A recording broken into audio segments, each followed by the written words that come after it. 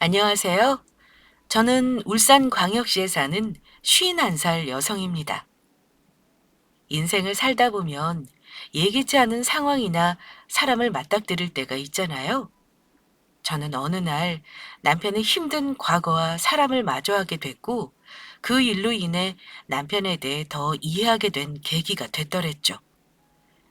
지금은 남편과 아무렇지 않게 얘기하고 사연을 보낼 정도의 여유가 생겼지만, 당시에는 남편 대신 가해자를 없애버리고 싶다는 생각이 들 정도로 분노했었지 뭐예요.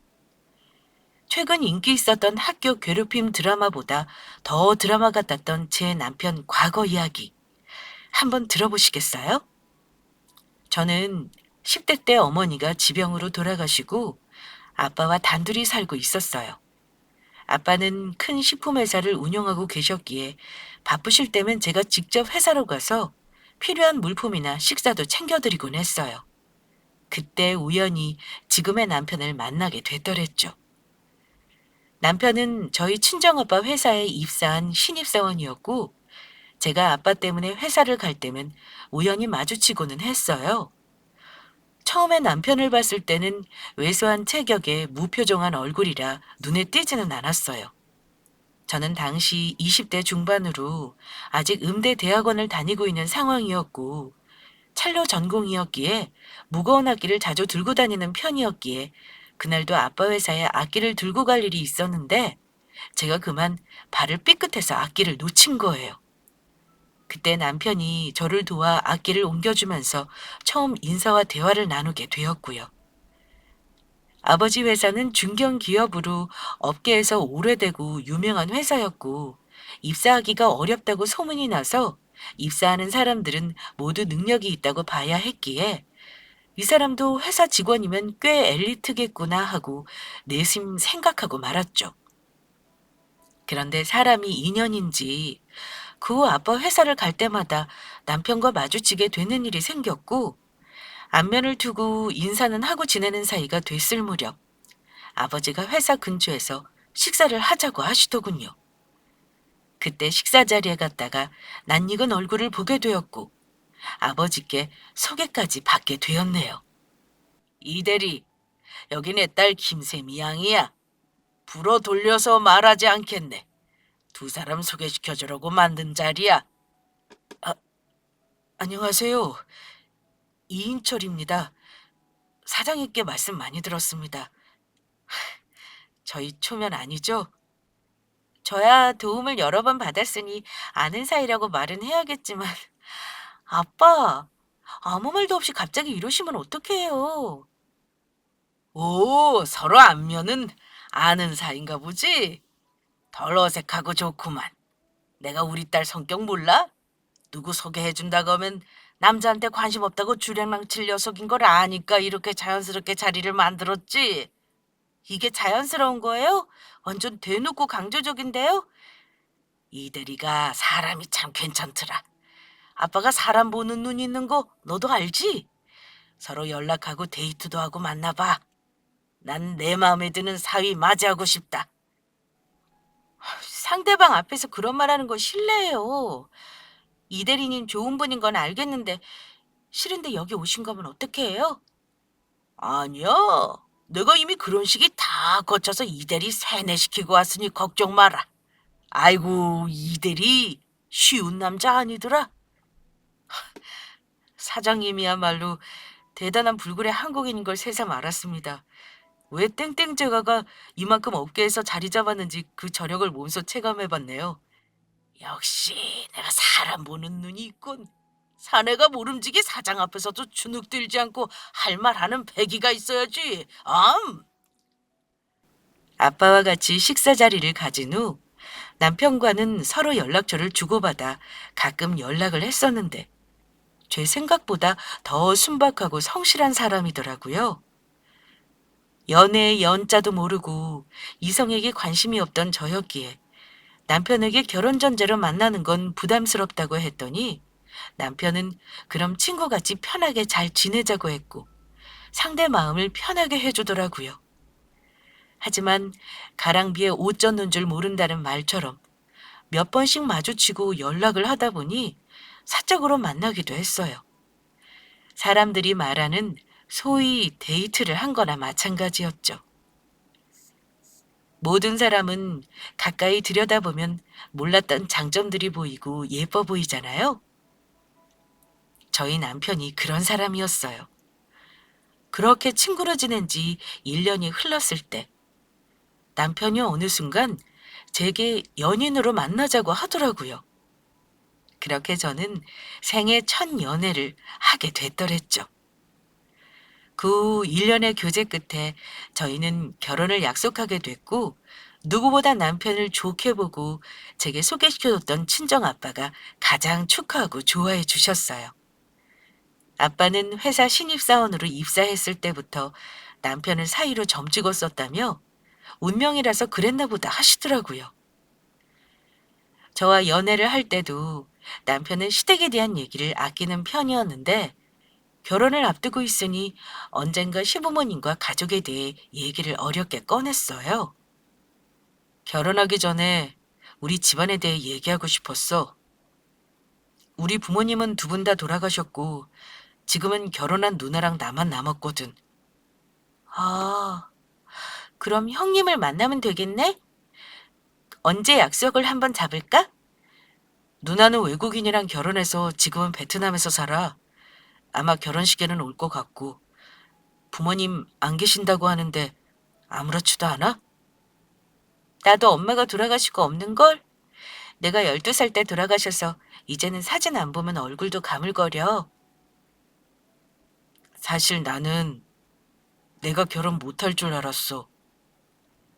집안 형편도 많이 안 좋았고 늘 가난에 시달렸으니까. 이렇게 널 만나서 장인어른 지지를 듬뿍 받고 장가갈 줄 누가 알았겠어? 그러게? 나도 결혼하면 시집살이가 어떨까 걱정을 했었는데 너하고 아무 상관없는 일이었네? 시부모님 두 분은 혹시 어디에 모셨어? 엄마는 납골당에 모셨고 아버지는 원형어선 타시다가 사고로 돌아가신 거라서 시신도 못 찾았어. 그냥 돌아가신 날 내가 가끔 안녕을 기도하는 정도랄까? 그렇구나. 그럼 어머님 납골당에 같이 가서 나 소개시켜줘. 그래, 그러자. 우리 누나랑도 영상 통화하고 결혼식하고 잠시 한국에 있는다니 같이 여행도 하고 하자. 남편은 원형어선 일을 하시는 시아버지와 가정부 일을 하시는 시어머니 사이에서 가난하게 컸는데 저와 만났을 때는 이미 부모님 두 분을 모두 잃고 시집간 누나와 단 둘뿐이더라고요. 그 때문인지 사장딸인 저와 격차나는 결혼을 주저했었다며 굉장히 미안해했어요. 잘난 것 하나 없는 자신을 장인어른이 좋게 봐주신 걸로 이렇게 큰 행운 같은 기회가 찾아왔다면서요. 그렇게 저와 아빠의 적극적인 지지와 환영으로 혼자 외롭게 살던 남편은 대릴 사이로 저희 집안에 장가를 오게 되었어요. 결혼을 하고 저희 부부는 3년 만에 어렵게 아이를 가졌어요. 첫째 아이는 안타깝게 유산을 하고 그 다음 임신이 오래 걸렸거든요. 다행히 아이는 3kg의 건강한 아들로 태어났고 손이 귀한 저희 집안의 보물이 되었어요. 저는 아이가 태어나기 전에는 음대 박사 후에 대학 강의를 나가고 있었는데 임신과 출산으로 하던 일을 다 중단하고 말았어요. 제가 오랫동안 해온 일이 아깝기는 했지만 커나가는 아이의 모든 순간을 놓치고 싶지 않더라고요. 그 후 3년 뒤 둘째 아들이 태어났고 그렇게 5살, 2살 아이를 키우면서 힘들 때도 있었지만 가족들과 세상에서 가장 소중하고 행복한 나날들을 보내고 있었더랬죠. 가정 안팎으로 좋은 일들이 가득하던 그때 호사다마라고 갑자기 저희 가정이 휘청일 만한 사건이 터졌지 않겠어요? 아빠 비서에게 걸려온 전화에 혼비백산해서 병원에 도착했더니 아빠는 이미 검사에 들어가 계셨고 의사에게 심장 수술을 해야 한다는 말을 들었네요. 아빠, 정신을 드세요? 우리 심장 수술해야 된대요. 평소에도 심장이 아프고 전조 증상이 있을 거라는데 모르셨어요? 그냥 나이 먹었으니 그런가 보다 했지. 쓰라리다 정도만 느끼고 심각하진 않다고 생각했었거든. 그래도 전화 이서방한테 말씀하시지. 갑자기 쓰러지셨다는 연락받고 얼마나 놀랐는 줄 아세요? 인공 판막 넣는다는데 수술할 때 몇 시간 걸린대요. 몸은 어떠세요? 이제는 괜찮아. 아까까지만 해도 정신이 흐리멍텅하더니 너희 얼굴 보니 또렷하다, 야. 장인어른, 회사 일이나 다른 걱정은 하지 마시고 마음 편하게 수술 받으세요. 제가 지시하신 대로 다 처리해 놓겠습니다. 고맙네, 이서방. 자네가 그렇게 말하니 진짜 그렇게 되겠지. 이참에 아예 자네한테 일 물려주고 나는 세월이나 낚으러 다닐까? 그건 안 됩니다. 아직은 아버님 손길이 필요한 회사니까요. 저도 그렇고요. 자네가 웬일로 약한 소리를 하나? 이런 식의 칭얼거리도 나쁘지 않구만. 해교가 늘었어, 우리 사위. 남편도 저도 혹시나 아빠의 생명에 문제가 있을까? 혹시나 심장마비라도 와서 큰일이 나지 않을까? 그 밤 병실을 지키며 노심초사했어요. 남편은 그런 저를 보면서 아이가 아직 어려서 병원에 함께 있기를 힘드니까 저보고는 아이를 데리고 집에 가 있으라고 하더군요. 자기가 아빠 곁을 지킬 테니 내일 오전에 아이들을 어린이집에 등원시키고 다시 오라고요. 그리고 다다음 날 아버지는 기운을 차리시고 심장 인공판막 수술을 하셨어요. 다행히 수술은 성공적이었고 당일 퇴원이 가능한 수술이어서 잘 마무리하고 집으로 무사히 돌아왔었고요. 남편과 아이를 낳고 결혼한 지 9년이 다 되어가는 시간이었지만 평소에는 남편에 대해 잘 몰랐다가 아빠 수술 때문에 남편의 진면목을 볼 수 있었죠. 힘든 시대 가정사에 혼자 세상에 맞서 살아온 사람이라 그런지 남편은 등대처럼 묵묵히 누군가에게 의지가 되는 사람이었어요.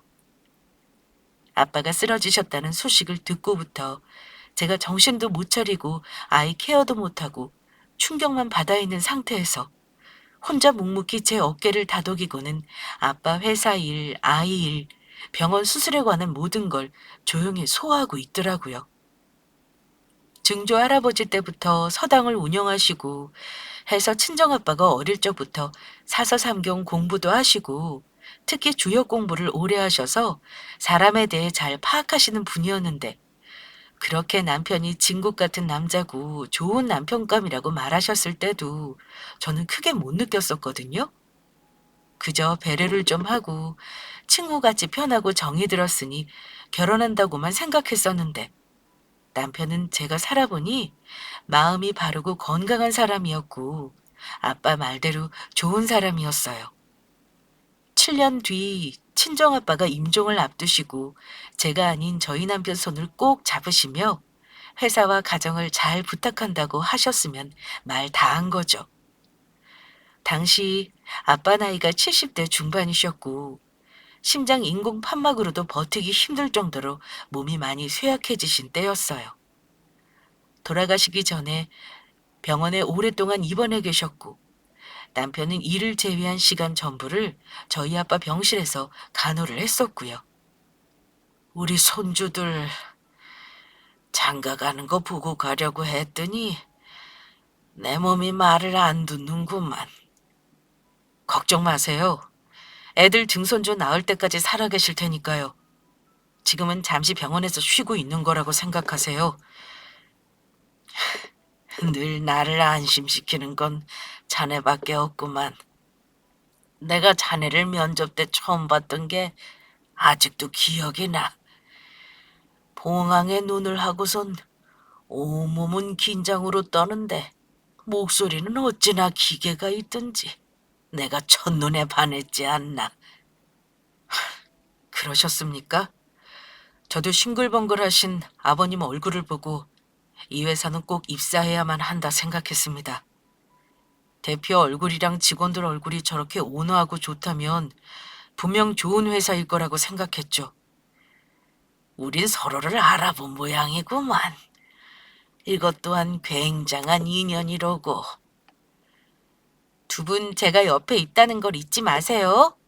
아빠 딸로 태어나서 저는 너무 축복이고 행복했어요. 아시죠? 그럼 우리 딸이 늘 해주던 말인데 기억하지. 내가 먼저 가서 엄마랑 같이 있을 테야. 오랜만에 너희 엄마 볼 생각하니 너무 기쁘구나.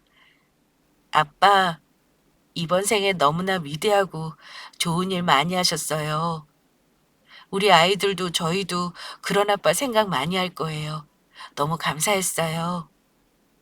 그렇게 저희 아버지는 저희 부부와 편안하게 대화도 하고 스킨십을 하시다가 눈을 감으셨어요.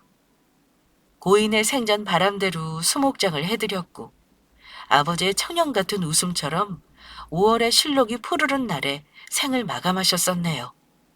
어쩌면 저희 친정아빠는 자신이 떠나고 나면 혼자인 제 곁을 지켜줄 진실한 누군가를 남겨주고 싶으셨는지도 모르겠어요. 그래서 남편은 제게 이 세상 누구보다 귀한 사람이었네요. 남편을 보면 돌아가신 친정아빠 생각도 많이 났고요. 그 후 결혼을 하고 20년 가까이 됐을 때도 남편이 여전히 제 영웅이고 존경스러운 사람이었어요. 친정아빠가 하시던 식품회사를 남편이 대표가 되어 운영하면서 제품을 해외 진출까지 성공시켜 더 확고한 브랜드 기업체로 성장시켰고 아들 둘 성장에도 든든한 지원군이 되어주었고요. 그러던 어느 날 저와 남편은 결혼 20주년 기념일을 앞두고 있었어요. 저희 부부는 아들만 둘이었는데 첫째가 서울에 있는 대학에 입학하고 둘째가 이제 고등학교에 막 입학한 때였죠. 그러려고 한 건 아니지만 울산에서도 교육 열기가 높은 동네에 살다 보니 저도 아들들 키우면서 눈코 뜰 새 없이 바쁜 상태였어요.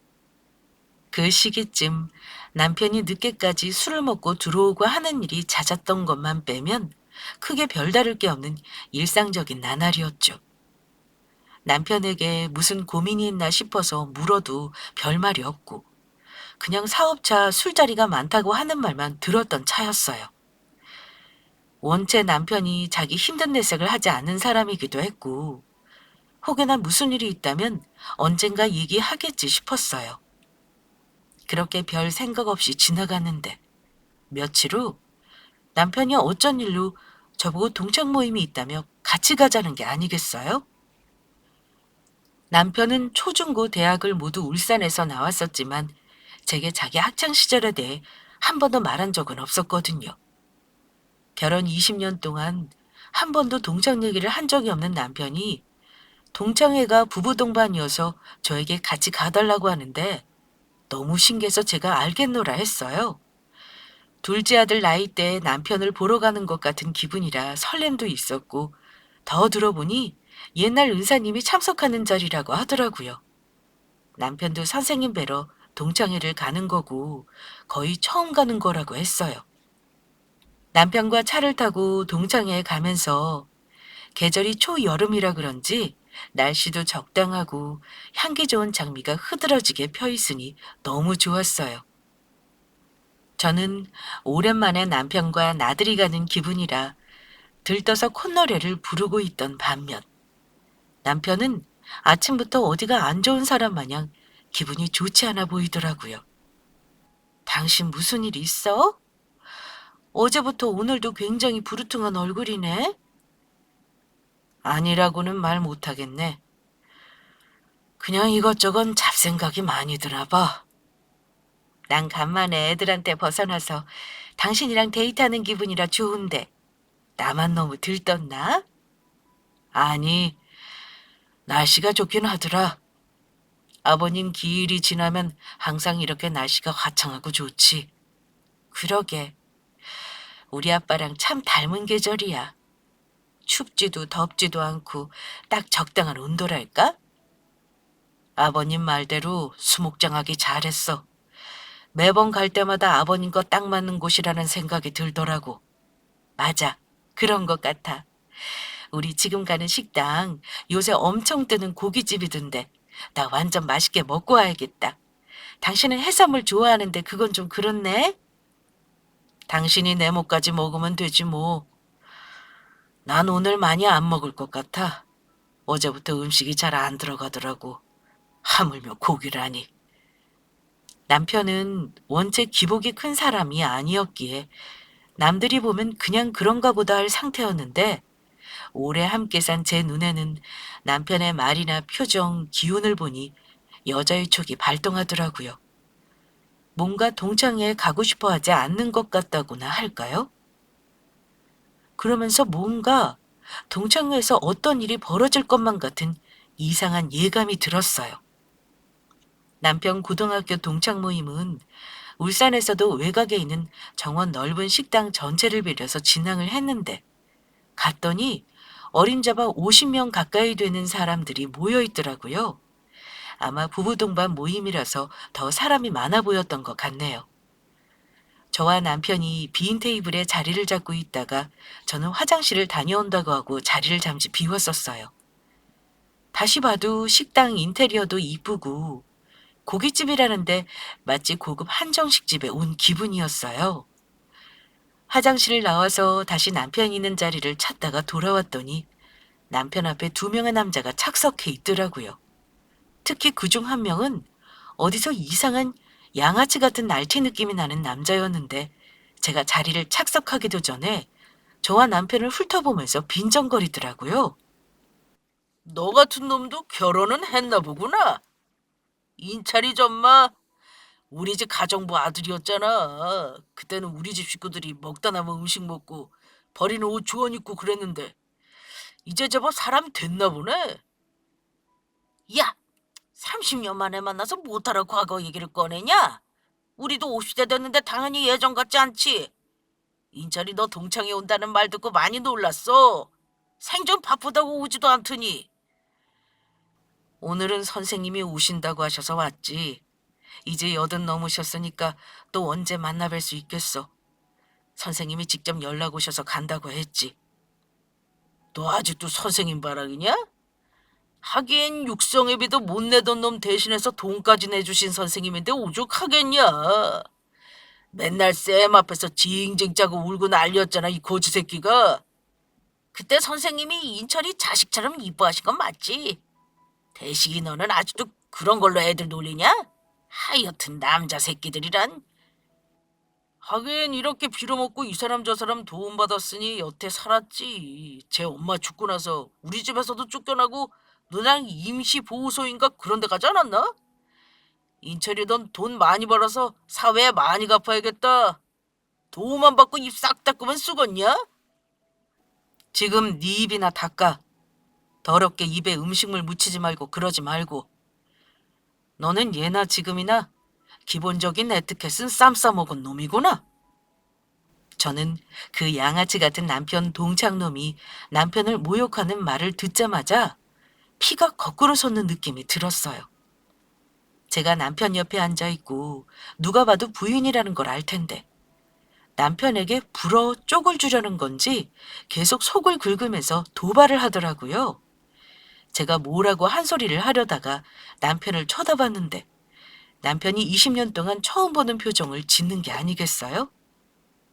평소 늘 평안한 표정을 짓던 남자가 분노로 활활 타오르는 눈을 하며 동창놈을 노려보고 있더라고요. 그날 저는 남편이 화가 나면 어떤 사람이 되는지 20년 만에 처음 알게 되었어요. 박대식, 너는 고등학교 때도 머리에 든 게 없더니 30년 지난 지금도 대가리에 든 게 많이 부족한가 보네. 쓸데없이 잘못된 기억만 잔뜩 집어쳐놓고. 뭐? 이 새끼가 내가 왜 머리에 든 게 없어? 대학도 나오고 남들 할 건 다 했구만. 육성회비 쌤이 내주신 게 아니라 학교 지원 받은 거고 어머니 돌아가시고 보호소 간 게 아니라 친척분 집에 갔어. 머저리 같은 게 뭘 좀 알고 씹으려라. 대충 맞는 말이잖아. 결국 남 도움받고 살았다는 건데 뭐가 달라?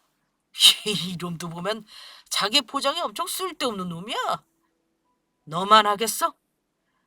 졸부 집안에 남는 건 돈밖에 없어서 멍청한 아들놈 대학 보내려고 학교에 장학금 주고 입학시켰다지. 옛날이니까 넘어간 거지. 요즘 같았으면 너도 네 부모도 다 깜빵행이야. 포장 참 잘했다. 그치? 이 새끼가 말이나 못하면 우리 집 밥 먹고 겨우 연명한 주제 고마운 줄 알아야지. 우리 부모님이 너희 엄마 고용 안 해줬으면 길바닥에 버려졌을 거지가. 이보세요. 아무리 그래도 사람들 다 있는 자리에서 거지라뇨. 언행을 조심하세요. 아줌마는 빠지세요. 남자들 판에 끼는 거 아닙니다. 재수 씨한테 또 왜 그래? 니들 아직도 이렇게 만나면 서로 죽이지 못해 난리냐? 사람들 눈누 있는데 나이 50 먹고 주먹 쥐지 마라. 나는 괜히 너희랑 같은 테이블에 앉아서 고기도 못 먹고 이게 뭐냐? 남편이 그 양아치 동창과 썰전을 하자 주변 동창들이 또 시작이다 하는 질린 얼굴로 보고만 있더라고요. 그러다 제가 못 참고 남편을 감싸려 하자 양아치 동창이 되려 저한테 가만히 있으라고 막 뭐라 하더라고요. 남편이 그의 양아치 동창에게 주먹 다짐까지 하려고 하자 옆에 있던 다른 동창이 말려서 겨우 조용해지나 했는데 나이가 지긋하신 은사님이 저희 테이블로 오시지 않겠어요? 아이고, 박대식, 이인철, 조명환이 모두 이 테이블에 앉아 있었네. 자네들 보려고 내가 동창회 왔는데 안 보고 가면 서운하지. 다들 이제 중년띠가 제법 나는구만. 선생님, 이번에 동창회 와주신다고 해서 얼마나 놀랐는지 모릅니다. 10년 전에 암 수술하셨다고 들었는데 괜찮으신 거죠? 당연히 괜찮다마다 여기 이인철이가 의료진에다가 수술비까지 내줘서 내가 죽다 살아났다네. 이인철이가 선생님 암 수술을 도왔어요? 역시 이 자식. 인철이가 어렸을 때부터 의리는 있었죠. 다행입니다. 내가 멀리서 보아하니 대식이랑 인철이 또 싸웠냐? 너희는 시간이 지나도 똑같이 까까머리 10대가 죽으러. 이분들은 인철이 와이프, 명환이 와이프고 대식이 너는 아직 결혼 못했어? 왜 혼자야? 쌤도 참, 제가 나이가 몇 갠데 아직 혼자예요. 아들도 이제 고등학교 들어가고 잘 살고 있습니다. 마누라는 다른 볼일 있어서 모임에 조금 늦게 올 거예요. 인철이 너는 회사 대표한다고 눈코 뜰 새 없이 바쁘다지. 요새 TV만 틀면 너희 회사 과자 선전하더구나. 내가 주변에 제자놈이 하는 회사라고 자랑 많이 했다. 인철이가 회사 대표예요? 처음 듣는 소린데요? 너희 그 땡땡 제가 몰라? 그게 인철이가 하는 회사잖아. 요새 우리 증손주들도 좋아하더구나. 남편 은사님은 보아하니 남편과 예전부터 연락을 하고 지내시는 것 같더라고요. 선생님 아플 때도 남편이 도움을 줬고 회사 운영하는 소식까지 아시는 걸 보니 남편이 참 많이 좋아하는 분인가 보다 했어요. 그런데 제 앞에 앉은 남편 동창 둘은 남편이 유명한 땡땡제가 사장이라는 말을 듣자 놀라움에 경악을 금치 못했어요. 그도 그럴 것이 아까 남편 동창놈과 대화에서 돌아가신 시어머니가 그 양아치 동창내에서 가정부를 했던 모양인 터라 남편을 한껏 무시하고 있었고 옆에 동창도 남편이 어릴 적부터 가난하게 산 걸 알았기에 여전히 힘들게 살고 있다고 생각했나 보더라고요. 은사님은 그 후에 바로 다른 제자들을 보러 자리를 뜨셨고 한동안 테이블에는 침묵만이 감돌았고 수저 부딪히는 소리만 들렸어요. 그때 식당 입구에서 제가 잘 아는 얼굴이 저희 쪽으로 걸어오지 않겠어요? 그러더니 이윽고 남편에게 막말하던 양아치 동창에게 친숙하게 팔짱을 끼는 거예요. 그러고 저와 눈이 마주치자 너무 반갑게 인사를 건넸어요. 어머, 회장님. 부부 동반 모임이라더니 남편이 이 학교 나오셨나 봐요. 여보, 내가 요새 매일 말하는 우리 연준이 대학 입시 도와주신다는 학부모 회장님이셔. 인사드려. 뭐? 이분이 그 회장님이시라고? 어떻게 윤철이 와이프가 회장님이신 거야? 양아치 동창놈은 자기 아내 얘기를 듣자마자 얼굴이 시뻘개지면서 놀라 나자빠지더라고요. 말까지 더듬으면서 이게 진짜일 리 없다는 듯한 얼굴을 하고서요. 그도 그럴 것이 양아치 동창 아내가 제가 운영하는 학부 모임의 새내기 회원이었거든요. 그리고 심지어 저한테 잘 보이려고 알랑방구를 끼고 있는 중이었고요. 저는 첫째 아들을 키우면서부터 지금껏 학교 재단 이사장과 학부모 모임을 운영하고 있었어요. 재단 이사는 저희 친정에서 대대로 운영하는 학교라 이어서 하고 있는 거였고요. 소위 치맛바람이라고 말은 하는데 저는 잘못된 사교육이 아닌 바른 공교육을 위해서 학교 학부모들 기강을 잡고 있었어요. 그러니까 말 그대로 학교랑 동네 바닥에서 제 입김이 꽤나 크다고 할 수 있었던 거죠. 아마 양아치 동창은 모르기는 몰라도 자기 부인을 통해서 제 얘기를 꽤나 듣고 자기 아들 대학 관련 도움을 받고 있다는 걸 알았을 거예요. 그런데 그런 제 앞에서 우리 남편을 욕보였으니 앞날이 어떻게 될지 빤했던 거죠. 보아하니 10대 시절부터 제 남편을 어떻게 괴롭혔을지 짐작이 갔어요. 저를 보며 불안해서 동공이 마구 흔들리는 양아치 동창놈을 보면서 저는 불어들으라는 듯이 제 남편의 모욕을 되돌려 줬어요.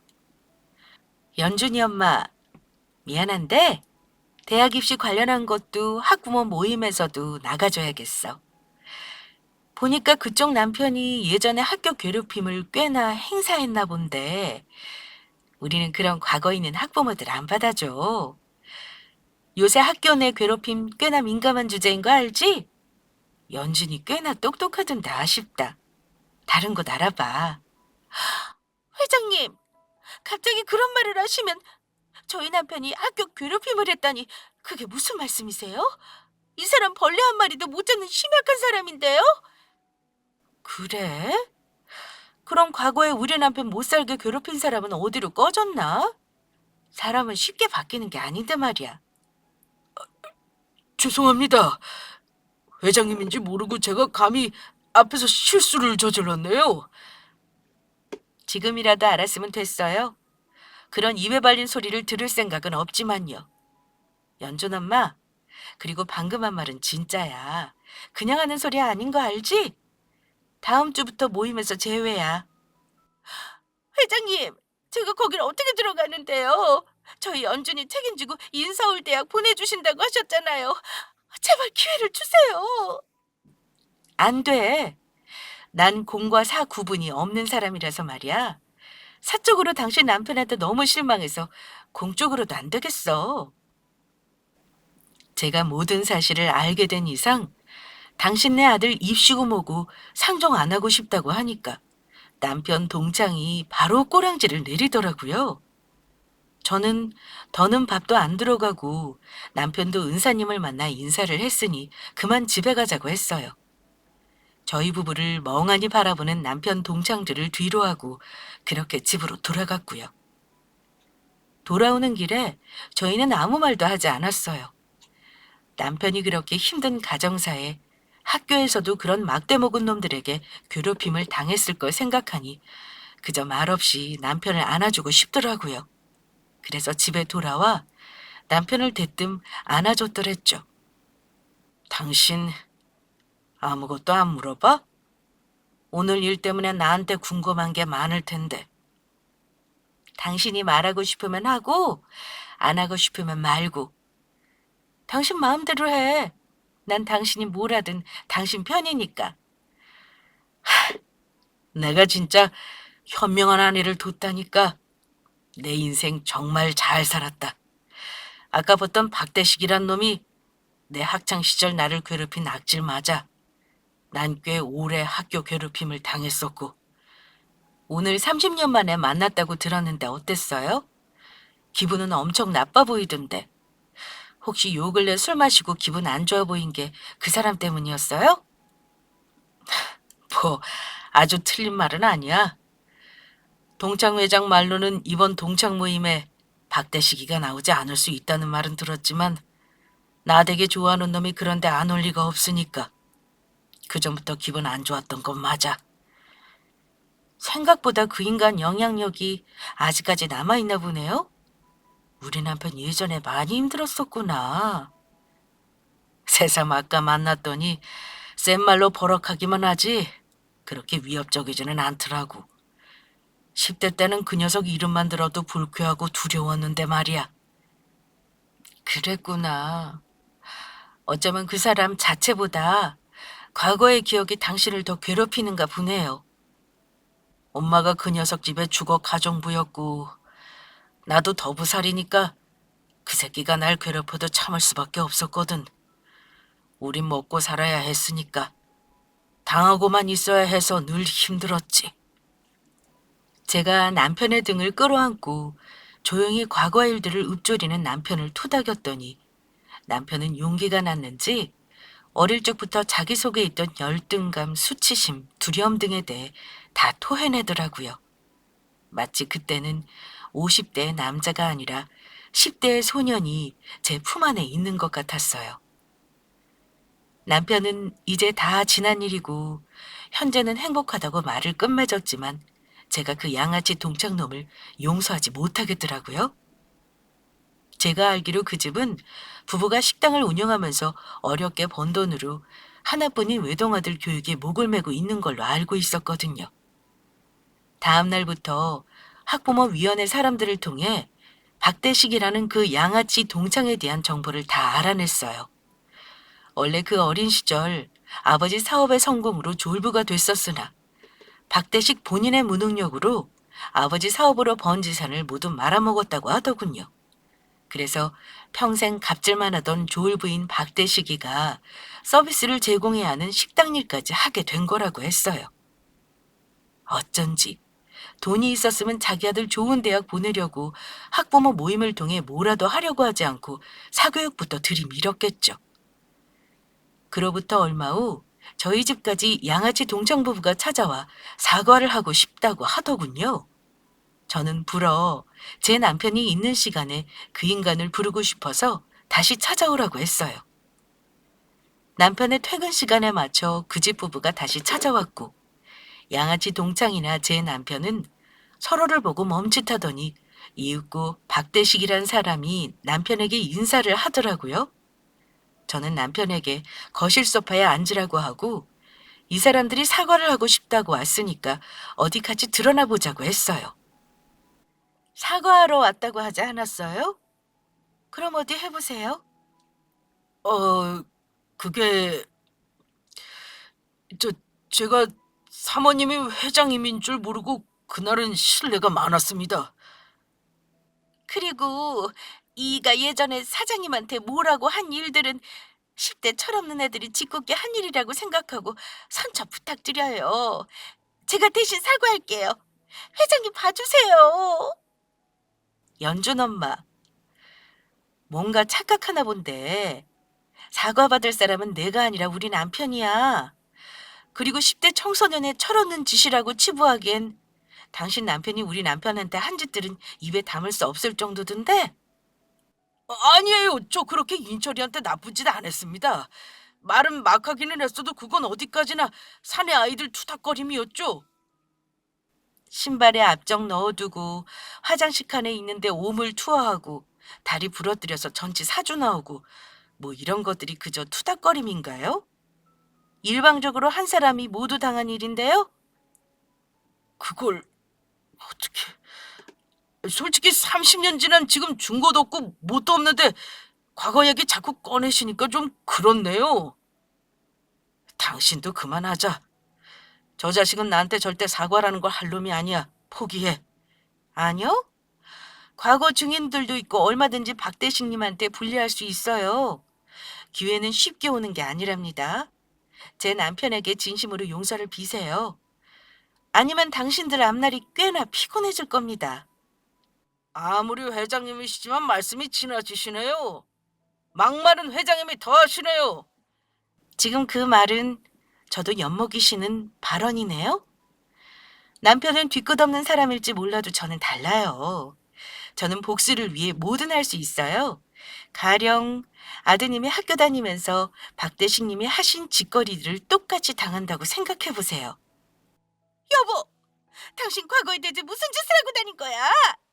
어서 사장님께 사과드려. 제발! 제가 분노를 담아 말을 했더니 박대식이란 놈과 그 아내는 다리에 힘이 풀렸는지 주저앉아 두려움에 덜덜 떨더라고요. 그러고 그 양아치 동차는 저를 몰라보고 함부로 나댔다면서 개거품 물며 저와 남편 앞에서 싹싹 빌기 시작했어요. 아무리 악인 같은 놈도 자기 아들이 괴롭힘을 당하는 건 쪽팔림보다 싫었나 보더라고요. 남편은 그런 동창놈의 울먹임과 거짓사과를 깔끔하게 거절하고 안방으로 들어갔어요. 그걸 보고 사색이 된 부부에게 저는 살포시 웃으면서 용서를 구할 수 있는 마지막 기회를 줘봤습니다. 그 다음 주 이른 아침부터 양아치 동창 부부는 한 짐을 들고 저희 집을 방문했어요. 남편은 때 아닌 불쾌한 인간들의 방문에 눈살을 찌푸리더라고요. 여보, 제가 이번 주부터 고용한 분들이에요. 당연히 페이는 무료고 아침 출근 시간마다 와서 저희를 도울 거예요. 당신 마음이 풀릴 때까지 저희 집에 와서 가정부 운전사 등등 잡일들을 맡아서 할 테니까 마음껏 부리세요. 꼭 이렇게까지 해야겠어? 뭐하러 의미 없는 짓을 해? 얼굴 마주하는 것도 속이 안 좋을 판에. 처음에는 껄끄러울지 모르지만 시간이 지나면서 당신 안에 있는 상처나 힘듦이 많이 없어질 거예요. 그러니 서로에게 기회를 줘보자고요. 저 사람들도 자기 자식 앞날에 사활을 걸었으니 뭔들 못하겠어요? 남편은 제가 고용한 두 부부를 보고 불편해하더니 한 달이 지나고 시간이 흐르자 나름 재밌어하는 게 느껴지더라고요. 자기 딴에는 말도 안 되는 상황이라고 생각해서 질색하더니 과거 자기를 괴롭힌 동창이 아주 깍듯하게 고용주로 모시자 통쾌한 기분이 나쁘지만은 않았나 봐요. 저는 생각보다 양아치 동창 부부가 일을 제법 잘해주는 편이라 그 아내를 학부모 모임에서 내치지는 않았어요. 저는 누군가에게 갑질하는 걸 극도로 싫어했지만 남편에 대한 복수로 그냥 던져본 말이 새삼 잘한 선택이었다는 생각이 들더군요. 참 인생사 새옹지마라고 하더니 30년 전 남편이 양아치 동창에게 당했던 게 그대로 역전돼서 남편이 그 동창에게 하고 있다니 남편과 그 양아치 동창의 위치가 뒤바뀌어 버린 게 신기하긴 하더라고요. 박대식, 이제 우리 집에 와서 일 안 해도 돼. 너도 자식 앞날 위해서 욕받고 나도 같이 자식 키우는 입장이라 더는 너 부려먹고 그러고 싶지 않다. 그럼 나 용서해 주는 거야? 과거의 10대 박대식은 죽어도 용서 못하지. 하지만 지금의 너는 용서할게. 그러니 이만 가라. 우리 아들 입시는 어떻게 되냐? 회장님이 추수하시고 막 우리 아들 괴롭힘 당하는 건 아니겠지? 우리 아내 앞뒤 말 번복하는 사람 아니야. 아마 네 아들 대학까지는 도와줄 거니까 걱정 마. 그래도 너 같은 놈이 자식 낳고 희생까지 하는 걸 보니 사람이 살다 볼 일이다 싶다. 몇 달 후 남편은 동창 부부에게 이제 그만 집에 와도 된다는 선언을 했어요. 이제 서로 빚도 없고 남은 앙금은 없으니 여기서 다 정리를 하자고요. 그리고 남편이 저에게도 그놈 자식은 잘못이 없으니 약속대로 서울에 있는 좋은 대학을 꼭 보내라고 하더군요. 기한 우리 남편이 그렇게 하라는데 말씀 받들어야죠. 그 후에 동창 아내는 아들을 대학 보낼 때까지 모임에 나와야 해서 꽤나 자주 마주쳐야 했지만 그 양아치 동창과는 더는 만날 일이 없었어요. 들어보니 아들 대학 학비 대준다고 식당 일에 대리운전 일도 한다는데 아무리 악한 사람도 자식 사랑은 지극정성이구나 싶더라고요. 그 애절한 자식 사랑 때문에 중년부터는 아마 그 인간도 복이 발복할 수 있겠다 싶었고요. 여러분, 살면서 우리는 많은 사람들을 마주치고 삽니다. 그러다 보면 편을 나누고 레벨 나누기 좋아하는 인간이라는 존재는 자신도 모르게 자기보다 부족한 면이 있는 사람을 얕잡아 보고 무시하게 되죠. 그것들로 인해 얼마나 많은 상처를 받게 되는지 당해보지 않은 사람은 알 수가 없어요. 그 업보로 인해 자신이 당하는 입장이 될 수 있다는 생각은 하지 못한 채 어리석게 살아가고요. 원수를 사랑하라는 말처럼 한낱 인간인 우리가 행할 수 없는 경지가 있지만 자신 스스로가 마음을 어루만져주고 스스로를 사랑하고 회복하는 시간은 꼭 필요하지 않을까요? 제 얘기를 들어주신 분들에게 소중한 시간을 내어주신 것에 감사를 표합니다. 여러분의 아픔이 어루만져지기를 기원하겠습니다.